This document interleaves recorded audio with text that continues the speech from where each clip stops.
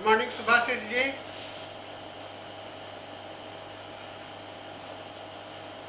And all students, आज हम लोग मैथमेटिका का एक विषय है जो हम लोग बहुत कुछ सुनते आए हैं, हॉट रेमेडीज और कोल्ड रेमेडीज, यानी कि thermals of the homeopathic medicine. Homeopathic दवाइयों के अंदर में जो उनके ऊर्जा हैं, उष्मा हैं, हीट हैं, उसके विषय में बहुत कुछ बातें कही गई हैं और बहुत सारे भ्रम भी हैं। हम लोग कहते हैं कि ये हॉट रेमेडीज है, कोल्ड रेमेडीज है, और इसी पर हम लोग विश्लेषण कर लिया करते हैं और कहते हैं बड़ा शॉर्टकट तरीका हो जाया करता है। और शॉर्टकट तरीका खोजना का प्रयास हमेशा हम लोग करते ही रहते हैं, क्योंकि दवा के महासागर में एक कुछ न कुछ रास्ता तो मिलना चाहिए। इसलिए समय समय पर लोग इस विषय को लेकर के हम लोगों के सामने में आए हैं। और आज हम लोग इसी एक विशेष अध्ययन, जिस पर कि बहुत ज़्यादा चर्चा हुआ करती है होम्योपैथिक समुदाय में, वह है thermals of the homeopathic medicine. हम लोग आप सभी कोई जानते हैं कि हम लोग क्या हैं। हम लोग को कहा जाता है कि we are a warm blooded animal, माने कि हम जो है सो गर्म खून के प्रकृति हैं। गर्म खून का मतलब ये नहीं कि हम लोग का गर्म खून जो है सो खौलता हुआ होता है। हम लोग का खून जो है सो एक मैनेज्ड रहता है with pre optic anterior hypothalamus के द्वारा। हमारा जो थर्मो रेगुलेटरी सिस्टम है, मैकेनिज्म है, वो बॉडी का टेम्परेचर जो है सो बहुत ही कम अंतर होता है डिफरेंट टेम्परेचर्स में, है ना। नॉर्मली एक ही टेम्परेचर मेंटेन होता है, सर्दी हो या गर्मी हो, या हम लोग इसको कहते हैं होमोथर्मिक एनिमल, यानी कि वार्म ब्लडेड एनिमल। होमो मतलब सेम, एक ही टेम्परेचर रहने वाला जानवर को या जीव को हम लोग होमोथर्मिक कहते हैं। एक कोल्ड ब्लडेड होता है। कोल्ड ब्लडेड एनिमल का होता है कि उनके जो रक्त हैं, उनका जो शरीर जो है सो मौसम के हिसाब से गर्म ठंडा होता है।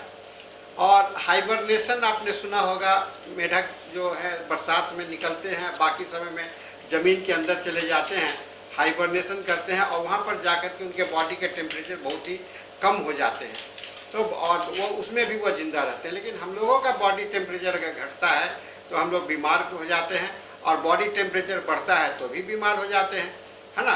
तो ये हम लोगों के लिए एक अच्छा विषय है। जब हम लोग होमोथर्मिक एनिमल होने के नाते हम लोग वार्म ब्लडेड एनिमल कहलाते हैं, और हमारे अंदर में शरीर पर जो प्रभाव होता है और इसमें जो परिवर्तन होती है बीमारी के लिए, वो हमें देखने का आज कोशिश करना है। थर्मो रेगुलेशन एक प्रोसेस है जो कि बॉडी को एक टेम्परेचर में, एक निश्चित टेम्परेचर में रखने का काम होता है। ये थर्मो रेगुलेशन की बात मैं कर रहा हूँ। The ability of an organism to keep its body temperature within the certain boundary, एक ही लिमिट में रखता है। Even when the surrounding temperature is very different, this process is one aspect of homeostasis. Homeostasis मतलब स्थिरता बनाए रखने वाला, समान स्थिरता बनाए रखने वाला, है ना। जब बाहर का तापाकरण बहुत ठंडा है, ठंडे के मौसम में 4 डिग्री सेल्सियस टेम्परेचर है, और गर्मी के मौसम में 40 डिग्री सेल्सियस टेम्परेचर है, लेकिन फिर भी हमारा बॉडी का टेम्परेचर एक ही बना रहता है। और इसको हम लोग कहते हैं, यह प्रोसेस है, एबिलिटी है, हम लोग का क्षमता है हमारे शरीर का, जिसको कि हम लोग थर्मो रेगुलेशन क्षमता कहते हैं, ठीक है ना। नेक्स्ट है द नॉर्मल टेम्परेचर। हम सभी को जानते हैं 37 डिग्री सेल्सियस या 98.60 फ़ारेनहाइट है हम लोगों के अंदर में, है ना। हम लोग सबको जानते हैं this is the normal temperature 37 degree Celsius, या नहीं तो 98.60 Fahrenheit. There are two different type of the free nerves here responsible endings located in the skin to control the temperature in the body, thermoreceptor। हम लोग के skin में दो तरह के नर्व्स होते हैं जो कि टेम्परेचर को रिसीव करने के लिए काम करता है। हीट रिसेप्टर जो गर्मी के लिए अलग होता है और ठंडा के लिए अलग है। मैंने कुछ नर्व्स जो हैं सो आपको रिलेटेड टू द रिसीव करने के लिए, आपको हीट को रिसीव करने के लिए, और कुछ जो होते हैं सो कोल्ड को रिसीव करने के लिए। तो ये दोनों प्रोसेस जो है तो हम लोग के पास में है, और इसी के कारण हम लोगों का शरीर जो है सो एक सामान्य टेम्परेचर बनाए रखता है। Body heat contents the product of mean body and the body capability, इसका जो रेशियो है body mass into tissue specific heat, with the latter being constant and given compositions, है ना। बॉडी का जो प्रोडक्ट है मीन बॉडी टेम्परेचर, जिसको हम लोग कहते हैं, जिसको टीबी बोलते हैं, मीन बॉडी टेम्परेचर, ये है आपको बॉडी के हीट कैपेसिटी, जिसको कि बॉडी मास, हमारा वेट कितना है, और टिश्यू स्पेसिफिक हीट, उसको मल्टीप्लाई करने से आपको मीन बॉडी निकलता है। Body heat contents changes are usually estimated by measuring body temperature changes. आपके शरीर में कितना टेम्परेचर है, हीट है, उसको हम लोग कैसे जानते हैं? हम लोग टेम्परेचर को, बॉडी के टेम्परेचर को जान करके लिया करते हैं, ठीक है ना। तो जो चमड़े होते हैं हमारे, वो बड़ा रिसेप्टिव होते हैं, और डिफरेंट टेम्परेचर पर आप देखिएगा ये चमड़े में आपको प्रभाव पड़ता है। ठंडे के समय में सिकुड़ जाता है, गर्मी के समय में थोड़ा सा फैल जाता है। तो ये बॉडी का जो हीट के प्रति रिस्पॉन्स होता है ना, ये रिस्पॉन्स जो है सो एक इम्पॉर्टेंट फेनोमेना है, जिसे हम लोग को दिमाग में रखना पड़ता है रोगी के साथ में। और इससे जो हीट रिस्पॉन्स है, इसके कारण हमको क्या मिलता है? पसीने आते हैं, स्वेट का सिक्रेशन होता है, और कहा जाता है कि 3 million sweat gland produces sweats at a rate of up to 2 litre per hour और more during exercise and extreme warm conditions. माने 1 घंटे में 2 लीटर पसीने आपको निकल सकते हैं। ये डिपेंड करता है आपका किस क्लाइमेट में और आपका मेहनत कितना हो रहा है। तो ये बॉडी हीट के कारण जो रिस्पॉन्स होता है, बॉडी में अगर हीट बढ़ेगा तो आपका पसीने ज़्यादा निकलेंगे, स्वेट का सिक्रेशन होगा, और वो स्वेट का सिक्रेशन जो है सो एक ग्लैंड के माध्यम में होता है, जिसको स्वेट ग्लैंड कहते हैं, जो हमारे शरीर में अबाउट 3 मिलियन स्वेट ग्लैंड्स होते हैं। ये सब मिलकर के करीब करीब on average 2 litre per our के हिसाब से पानी हमारे शरीर से निकल सकते हैं, ठीक है ना। अब आता है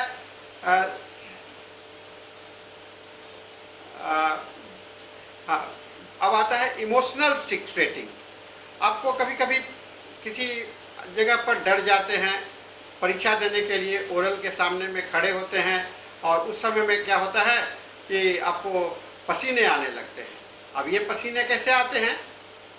डर से आ रहे हैं, इसको कहते हैं इमोशनल स्वेटिंग, है ना। इमोशनल स्वेटिंग ये आपको बॉडी टेम्परेचर के जो थर्मो रेगुलेशंस के विपरीत है ना, विपरीत है।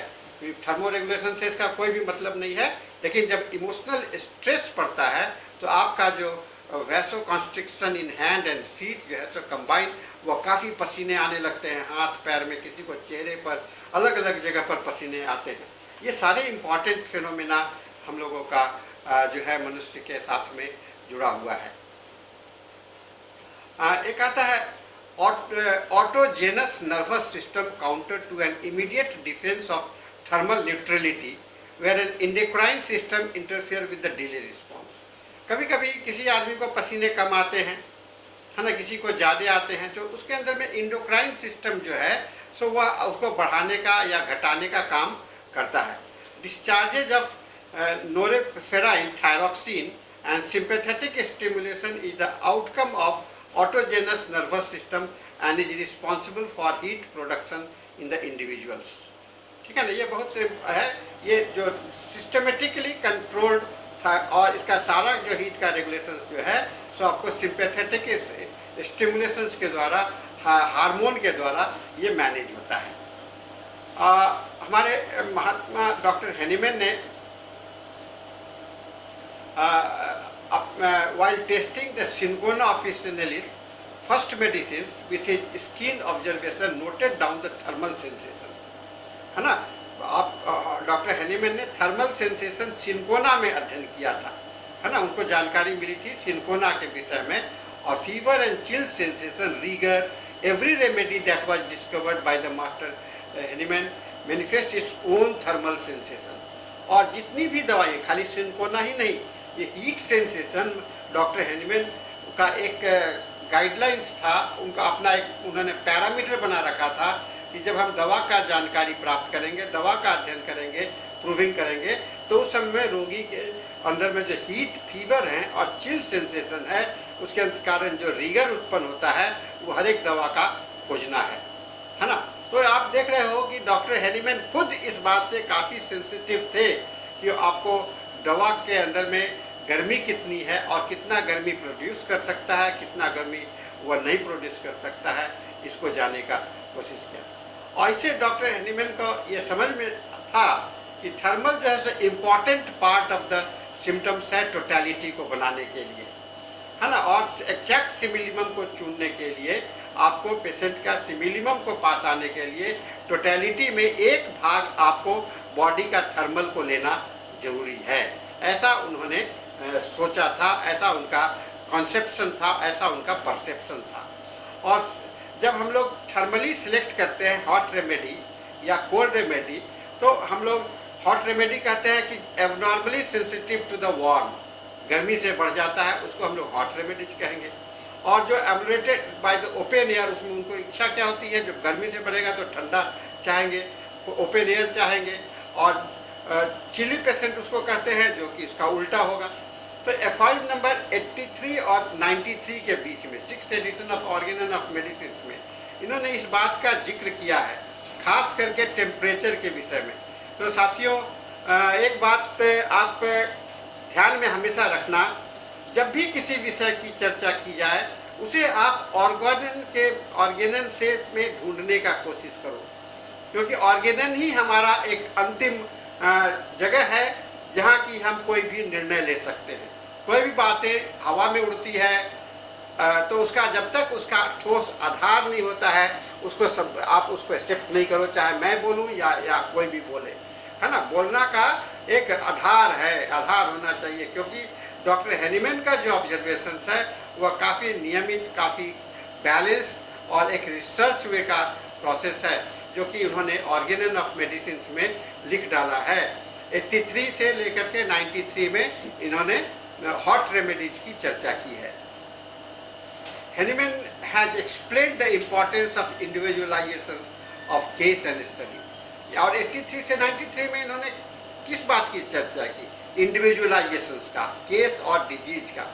और उसमें उन्होंने thermal from the physical generalize of the patient. हम लोग रोगी को दो भाग में बांटते हैं, जनरल सिम्टम्स और पर्टिकुलर सिम्टम्स। जनरल सिम्टम्स और जनरल का होता है फिजिकल जनरल, शरीर का जनरल और मन का जनरल, ठीक है ना। जब सिम्टम्स का क्लासिफिकेशन हम लोग आगे पढ़ते हैं, रिपोर्टरी में पढ़िएगा या ऑर्गेनन में आप पढ़िएगा, तो सिम्टम्स का जो फिजिकल जनरल पार्ट है उसमें थर्मल का, उसको ही हम लोग थर्मल फॉर्म कहते हैं, उसी को हम लोग थर्मल की बात किया करते हैं, ठीक है ना। ये आपको इंडिविजुअलाइज करने में मदद करता है और डिफ्रेंशिएट करने में, एक रेमेडी को दूसरे रेमेडी से कंपेयर करके फाइनल सिलेक्शन के समय में दवा का चुनाव करने में ये हमको मदद करता है। तो बहुत इम्पॉर्टेंट अंडरस्टैंडिंग है थर्मल का, विच इज रिलेटेड। हम उस थर्मल की बात करते हैं जो थर्मल आपका जनरल सिम्टम्स के साथ लगो, पेशेंट एज ए होल, तो पेशेंट एज ए होल जो करता है उसको हम लोग थर्मल मेडिसिन कहा करते हैं, ठीक है ना। There is a peculiar symptomatology in terms of hot and cold remedies. Almost every remedy in homeopathic materia medica, है ना।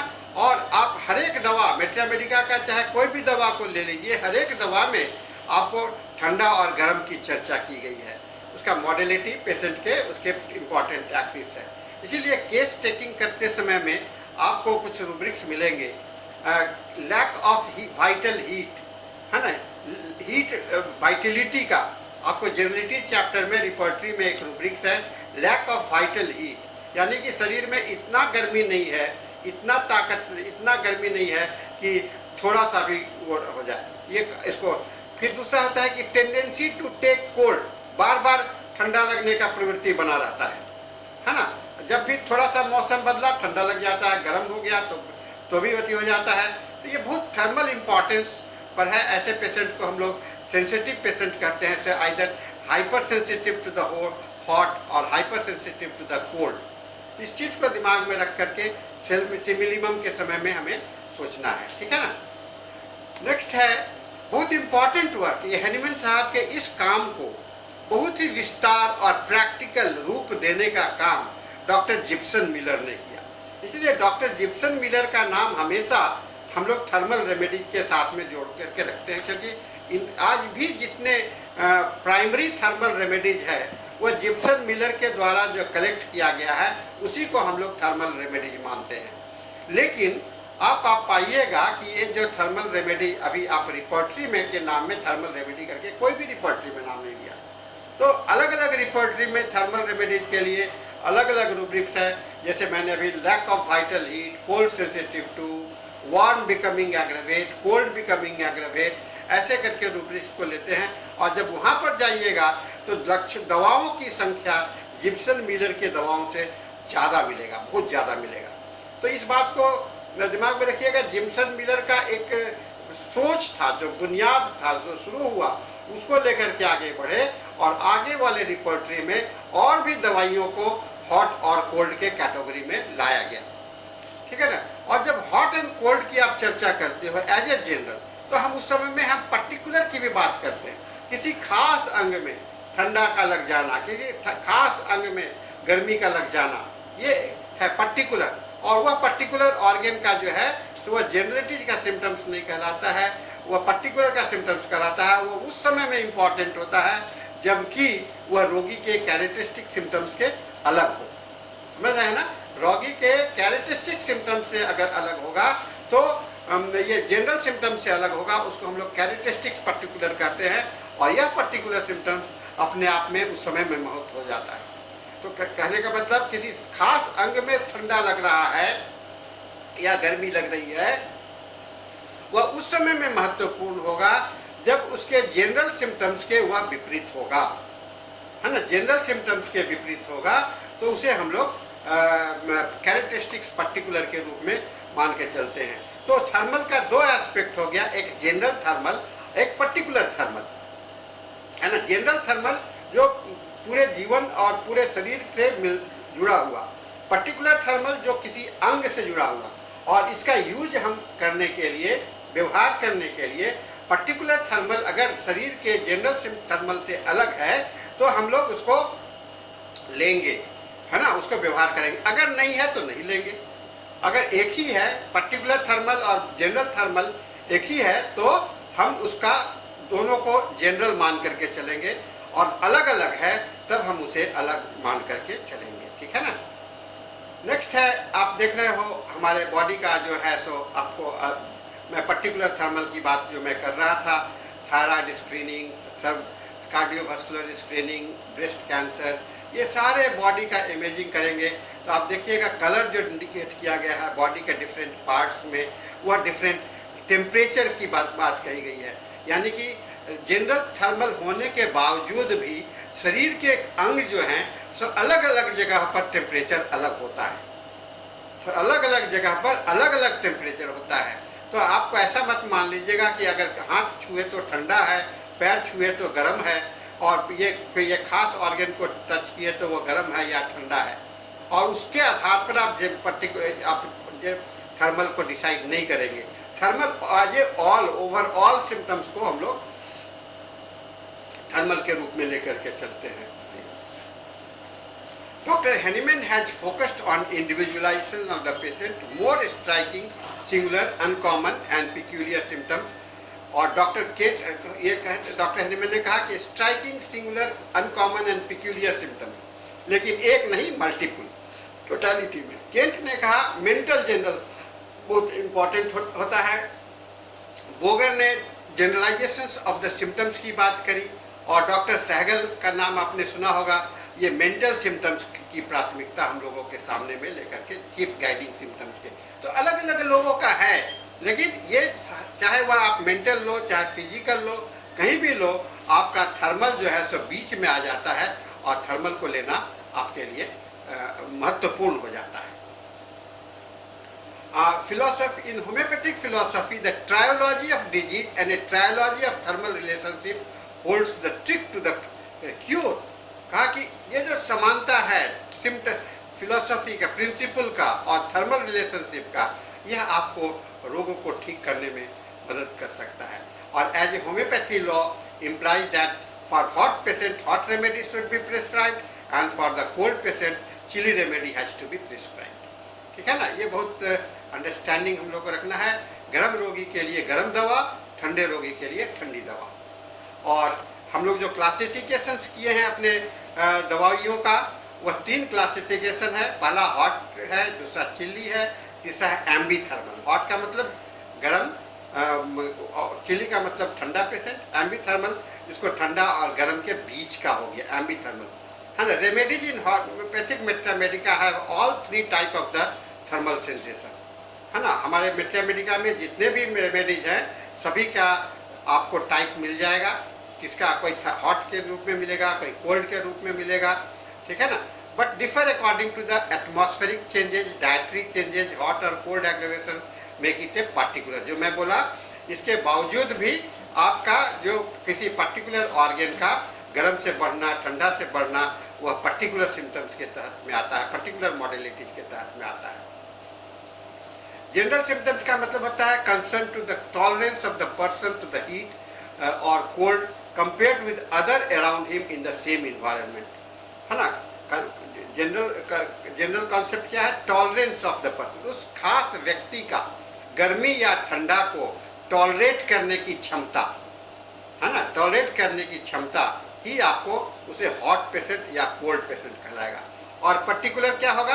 किसी पर्टिकुलर ऑर्गन का, है ना, का वातावरण के साथ में या ठंडा गर्म के साथ में जो लगाव होगा उसे हम लोग पर्टिकुलर के अंदर में लेते हैं, ठीक है ना. इसी तरह से हम लोगों ने देखा thermal can be confirmed analysing sensitivity to environment like decrease tolerance. एक होता है इंक्रीज टॉलरेंस, एक डिक्रीज टॉलरेंस. अगर डिक्रीज टॉलरेंस होगा तो हीट जो है तो as compare to other in the same can be safely taken as the hot, और cold as compare to the other in the same climate can be taken as a chilly. तो 2 तरह का tolerance है. अगर decrease tolerance है तो आपको इस तरह के सिचुएशंस मिलेंगे, और अगर इंक्रीज टॉलरेंस है तो आप अगर बहुत ज़्यादा क्षमता है तो उसको cold can be safely taken as a hot, और हीट कैन बी, जस्ट उसका उल्टा हो जाता है. इंक्रीज टॉलरेंस का ये हो गया डिक्रीज टॉलरेंस, और ये हो गया आपका इंक्रीज टॉलरेंस. तो इसको हम लोग को समझ में आना चाहिए कि हम किस पेशेंट को हॉट पेशेंट कहेंगे और किस पेशेंट को हम लोग कोल्ड पेशेंट कहेंगे. So there is a very precise role of thermal of patients for choice of simillimum, analyzing with the repertorization within the management of the case. दिमाग में रखना है रिपर्टराइजेशन के लिए और केस को मैनेजमेंट के लिए ये थर्मल का रोल जो है सो हम लोगों के लिए बहुत ही महत्वपूर्ण है. और बिहेवियरल टेम्परेचर रेगुलेशंस, आपका बिहेवियरल टेम्परेचर रेगुलेशंस भी एक अच्छा विषय है. यानी कि बिहेवियर आपके काम करने से प्यूबर्टी के समय में, इन्फेंसी के समय में, बुढ़ापा के, मिडिल एज में, ये आपके एज के हिसाब से जो टेम्परेचर का रेगुलेशंस होता है उसको हम लोग बिहेवियरल टेम्परेचर रेगुलेशंस के अंदर में कहते हैं. इस टेम्परेचर रेगुलेशंस का हॉट एंड कोल्ड से इस बात को दिमाग में कंसिडर करना पड़ेगा, ये वास्तव में हॉट पेशेंट है या कोल्ड पेशेंट है. अगर उसे बिहेवियरल टेम्परेचर रेगुलेशंस के तहत के तुलना करके आप देखेंगे तब, ठीक है ना. Homeopathy study and deals with the individual as a whole. और डॉक्टर जिप्सन मिलर ने जो कि प्राइम इम्पोर्टेंस दिया था क्या कहते हैं इसको, हॉट एंड कोल्ड रेमेडीज का, अंततः यह भी कहते हैं कि आपको इंडिविजुअल पेशेंट्स के इसके अलावा इस चीज को अकेले मत डिसाइड कीजिए. इसे कांस्टेंट ऑब्जर्वेशन और दूसरे लक्षणों के साथ मिल करके ही देखिए. अकेले मत देखिए, साथ में देखिए, तो आपको इसका यूटिलिटी, इसका महत्व को आप समझ में आएगा. डॉक्टर जिप्सन मिलर की छोटी सी आर्टिकल है, उस आर्टिकल में उन्होंने लिस्ट दिया है और कुछ केसेस भी उन्होंने डाला है जो कि हॉट कोल्ड रेमेडीज का उन्होंने व्यवहार किया है। तो हम इसके साथ में आज का ये हम लोगों का सेशन, ये मेरा जो प्रेजेंटेशन है हॉट एंड कोल्ड का, वो समाप्त होता है ना। और आपको अब मैं अनम्यूट कर दूंगा। और जो लोग हम लोग के पास ट्रायोलॉजी ऑफ द मेडिसिन, बहुत अच्छा शब्द आपने चुना। ट्रायो का तो समझते ही होंगे, ट्रायो का मतलब तीन, ठीक है। तीन ट्रायोलॉजी का मतलब कि हमारा जो जीवन है वह तीन बातों पर आधारित है। ट्रायोलॉजी ऑफ द लाइफ क्या है आपका? Mind, body and spirit. Mind, body and spirit, ये ट्रायोलॉजी है डिजीज का। यानी कि तीन पैर पर खड़ा है हमारा जीवन। किस पर है? तीन पैर वाला है। तो ही बॉडी है, माइंड है और लाइफ है। तो ये ट्रायोलॉजी जो डिजीज का है, वह उस ट्रायोलॉजी में मेडिसिन के ट्रायोलॉजी को भी फिक्स करना है, डिजीज में के ट्रायोलॉजी को देखना है। देखिए तीन जगह पर ट्रायोलॉजी देख रहे हैं, एक ह्यूमन बींग्स पर, दूसरा उसके डिजीज पर और तीसरा उसके मेडिसिन पर। एक ह्यूमन बींग को के माइंड पर क्या बीमारी का असर होता है, उसके शरीर पर क्या बीमारी असर होता है, उसके जीवन पर क्या प्रभावित होता है। तो इस ट्रायोलॉजी में जो सबसे इंपॉर्टेंट रिलेशनशिप है वह आपका वाइटल प्रिंसिपल का रिलेशनशिप है, ठीक है ना। इस ट्रायोलॉजी में सबसे इंपॉर्टेंट रिलेशनशिप है वाइटल प्रिंसिपल का रिलेशनशिप। और इस रिलेशनशिप को अगर आप समझते हो तो इसी को कहा गया trilogy of the disease and trilogy of the man and trilogy of the medicine. हर एक मेडिसिन में आप जब पढ़ते हो तो उस समय में इस बात का दिमाग में रखिएगा, where is the vital principal.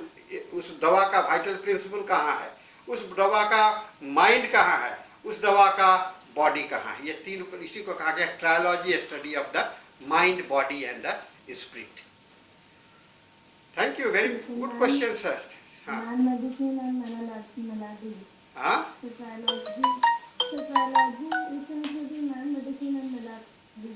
Trilogy has to be compared for at the man, medicine and the disease, है ना। It is when you consider anything, मैं आदमी को तुलना करना है दवा से तो या रोग से, तो उस अवस्था पर तीन बात को दिमाग में रखना है, where is the mind, where is the spirit and where is the body. Clear है रचना जी? या और कोई? Good morning sir. Good morning sir. किसी पेशेंट को हम लोग देखते हैं कि उसका सारा जो कंप्लेन है उसका वो हीट से रिलीफ मिल रहा है। हाँ। लेकिन कोई जो है, जो पार्टिकुलर जो बॉडी है, जैसे हेड हो गया, हाँ, कोल्ड से रिलीफ मिलता है। अभी तो मैं वही नहीं बता रहा था मनीष जी, चिली पेशेंट। मनीष नाम हुआ ना आपका? Yes sir. हाँ, तो मनीष जी अभी जो मैं वही बता रहा था ना कि चिली पेशेंट किसको बोलिएगा। अगर उसका जैसे अगर उस चिली पेशेंट उसको कहेंगे जो कि पूरा शरीर जो है सो आपको ठंडा से बढ़ जाता है। अगर उसका कोई एक अंग पर्टिकुलर गर्मी से बढ़ जाता, ठंडा से आराम मिलता है, तो इसको कहेंगे पर्टिकुलर कॉन्ट्रास्ट कैरेक्टरिस्टिक सिम्टम्स।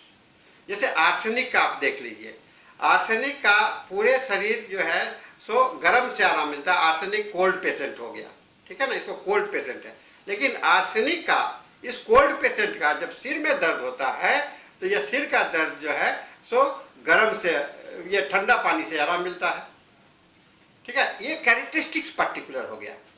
इसको कैरेक्टरिस्टिक, ये इंडिविजुअलाइज करने में मदद करता है। तो ये यहाँ पर हम लोग ये कहेंगे arsenic is a cold patient but head pen is better by the cold, ठीक है ना।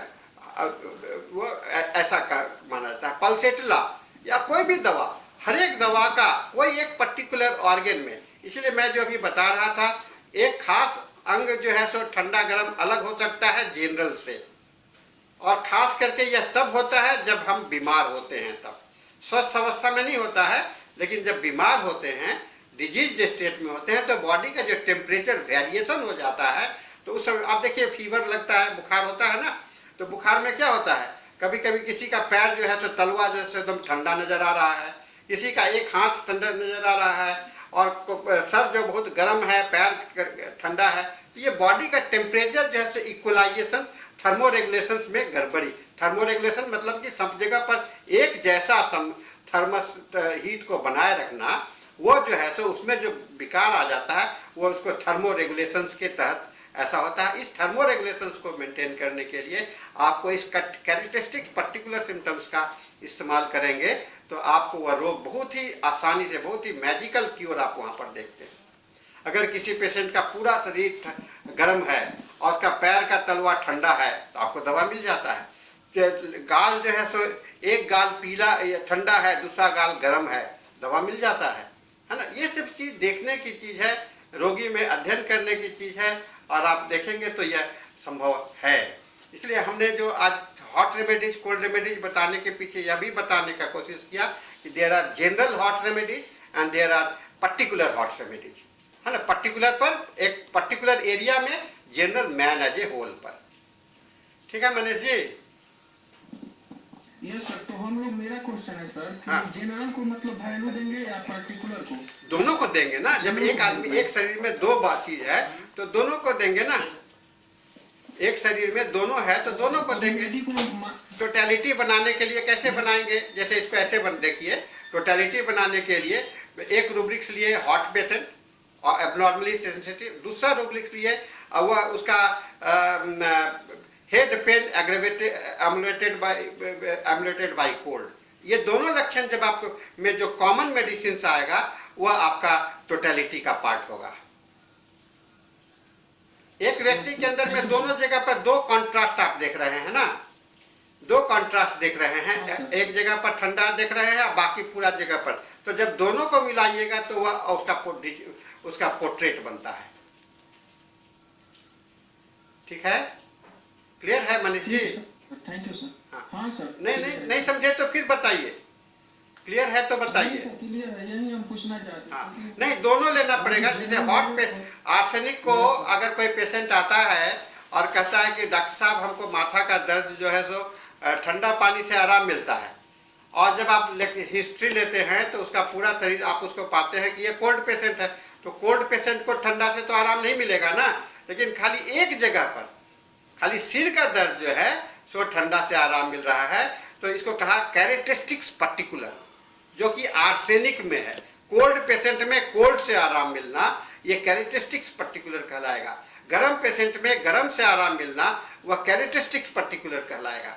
और कहा कि तब आपको लेना पड़ेगा उसका हॉट पेशेंट प्लस ये हेड पेन आराम, इससे कोल्ड पेशेंट प्लस उसका उस ऑर्गन का आराम मिलने से। ठीक है? दोनों को कंबाइन करके देखिएगा तो पोर्ट्रेट बनता है। ठीक है। तो और कोई? Thank you sir. Thank you. हम लोग के पास में 3-4 मिनट और है। रिकॉर्डिंग नहीं हो पाया, याद नहीं दिलाते। Any more?